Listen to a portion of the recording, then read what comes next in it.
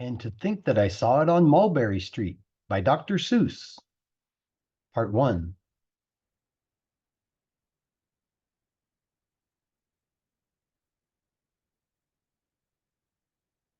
When I leave home to walk to school, Dad always says to me, Marco, keep your eyelids up and see what you can see.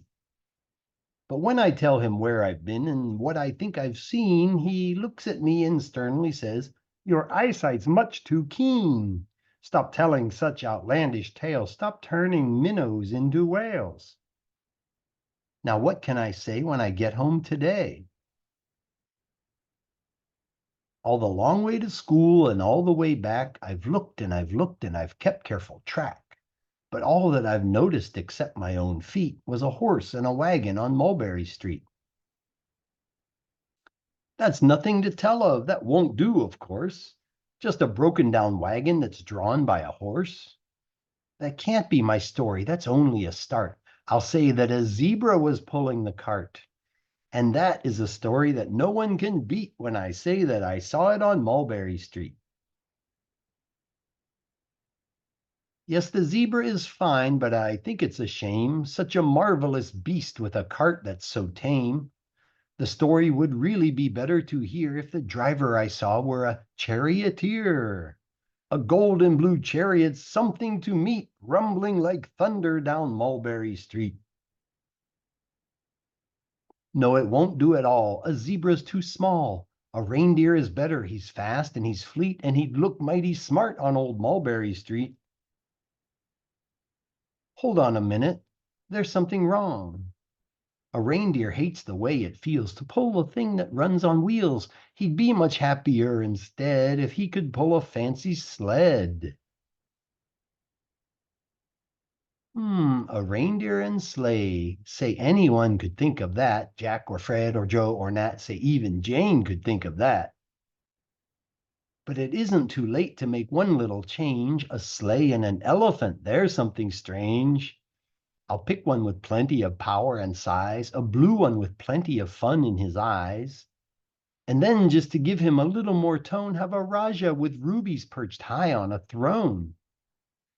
Say, that makes a story that no one can beat when I say that I saw it on Mulberry Street.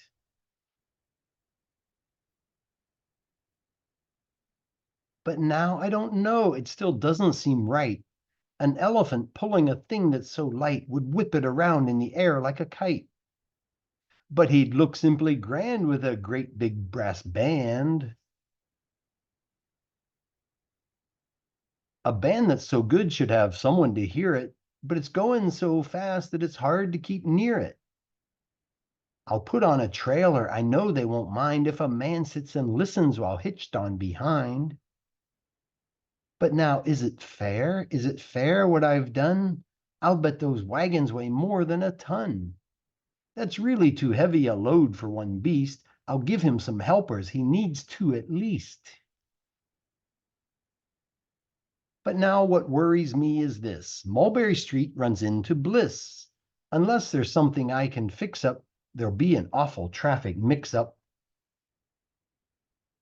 It takes police to do the trick, to guide them through where traffic's thick. It takes police to do the trick. They'll never crash now. They'll race at top speed with Sergeant Mulvaney himself in the lead. The mayor is there, and he thinks it is grand as he raises his hat as they dash by the stand. The mayor is there, and the aldermen too, all waving big banners of red, white, and blue.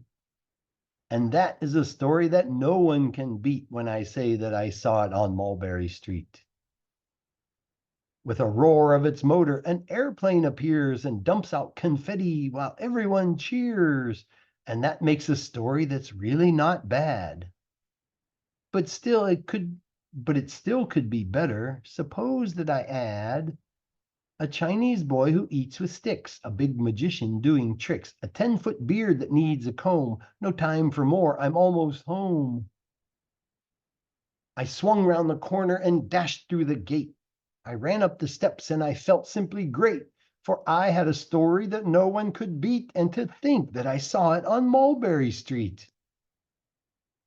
But Dad said quite calmly, "Just draw up your stool and tell me the sights on the way home from school."